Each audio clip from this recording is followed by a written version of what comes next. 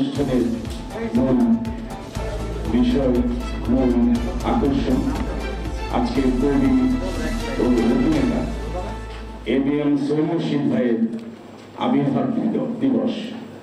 একজন কবি চা পাওয়ার তেমন কিছুই থাকে না, যখন তাকে সম্মান দিয়ে, আদর দিয়ে, স্নেহ দিয়ে কাছে ডেকে নেয় সবাই, তার হৃদয়টা ভরে যায়, সে উজাড় করে দেয় তার সবকিছু।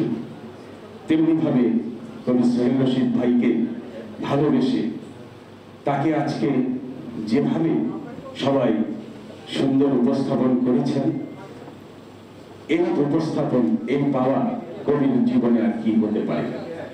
তার কথা, তার সৃষ্টি, তার ইতিহাস নিয়ে কত সুন্দর আলোচনা হচ্ছে। এই আলোচনা, এই আবির্ভাব দিবসে উপস্থিত রয়েছে বাংলাদেশের জীবন্ত কিংবদন্তি, যার ছবি দেখে আমরা ছোটবেলায় অনুপ্রেরণা পেতাম, অনেক সুন্দর কথা শুনতাম, কি অ্যাকশন ছিল তার সেই অভিনয়ে। আজকে সেটা বিরল। সেই জীবন্ত কিংবদন্তিকে আমাদের প্রিয় শ্রদ্ধাভাজন, আমাদের প্রিয় অভিনেতা শ্রদ্ধেয় উজ্জ্বল ভাইকে শ্রদ্ধা জানাই। এবং আজকের এই আবির্ভাব দিবসে কবি এবিএম সোহেল রশীদ ভাইয়ের সভাপতিত্ব করছেন আমাদের কবি এবং বিশিষ্ট লেখক শাহিন রেজা ভাই। উপস্থিত রয়েছেন জাতীয় কবিতা মঞ্চের আহ্বায়ক, আমাদের বিশিষ্ট কবি এবং বিদ্রোহী কবি বলে যাকে আমি চিনি ছোটবেলা থেকেই, সেই বজ্রকণ্ঠ কবি মোহন রাহেল ভাই উপস্থিত রয়েছেন, কবি তাহেরা খাতুন উপস্থিত রয়েছেন, আরো অনেকে যাদের কথা বললে শেষ হবে না। শুধু এটুকু বলবো যে কবি এবিএম সোহেল রশীদ ভাইয়ের যে মূল বৈশিষ্ট্যটা হচ্ছে, সেটা হচ্ছে একটা ট্রান্সপারেন্ট, স্বচ্ছ। তিনি যে কোনো সময় অন্যায়ের বিরুদ্ধে জ্বলে ওঠার ক্ষমতা রাখেন। তার কলম কখনো তেল মাছ করে না, তার কলম কখনো সময়কে অবজ্ঞা করে না। সেই যখন থেকে তাকে দেখেছি, তিনি কোনো অন্যায় হলেই কলমে তুলে নিয়ে আসতেন এবং মানুষকে জানাতেন যেটা অন্যায়। এই অত্যাচার, এই নির্যাতন সহ্য করা যায় না। এই বিজয়ের যে মূল উদ্দেশ্য, আমরা সেটা নিয়ে আসতে পারিনি, আমরা বারবার ব্যর্থ হয়েছি। তাই বিজয়কে আমরা যতই স্মরণ করি, আমরা মূল স্বাদ উপভোগ করতে পারিনি।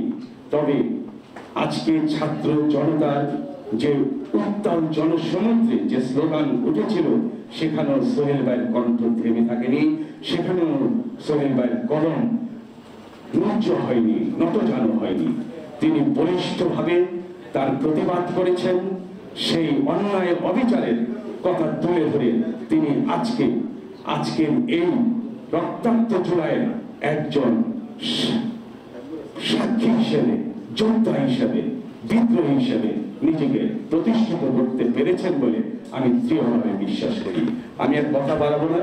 সোহেল ভাইয়ের একটি কবিতা 23 সালে লেখা, সেই কবিতার কয়েকটি লাইন আমি উচ্চারণ করি আমি আমার বক্তব্য শেষ করছি। অনেক গুণীজন রয়েছেন এখানে, তারা অত্যন্ত মূল্যবান কথা আপনাদের উপহার দিবেন, আমি সেটা বিশ্বাস করি।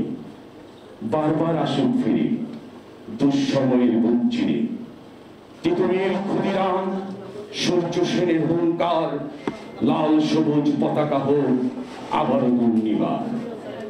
গড়িয়ে দেখ শোষক যন্ত্র স্বেচ্ছাচারিতা, মিছিলে মিছিলে বলে যান অধিকারের কথা। বর্ণমালার বীর সালাম, বরকত, রফিক, জাব্বার, বুদ্ধিজীবী হত্যার সেই সমস্ত বিভৎস বেদী এখনো গণতন্ত্রকামী দেশপ্রেমিকের রক্তে লাল। স্বাধীন দেশে এখনো চোখ বেঁধে নেওয়া হয় তুলে, হত্যাপুরের এইসব কারণ ঘোষ কে দেবে খুলে। বলতে পারো ৭১ আর কতকাল সইবে শোষণের দহনকাল। শহীদ বুদ্ধিজীবী দিবস এভাবে পাবে কি মর্যাদা? জানতে হবে আজ, জানতে হবে আজ চেতনা বেঁচে কারা নিচ্ছে ফায়দা। কর্তৃত্ববাদীর হাত থেকে হোক মুক্ত এই স্বদেশ, রক্ত শপথে এটাই হচ্ছে বাংলাদেশের ওয়াদা, এটাই হচ্ছে বাংলাদেশের ওয়াদা। সবাইকে অসংখ্য ধন্যবাদ, সবাই ভালো থাকবেন।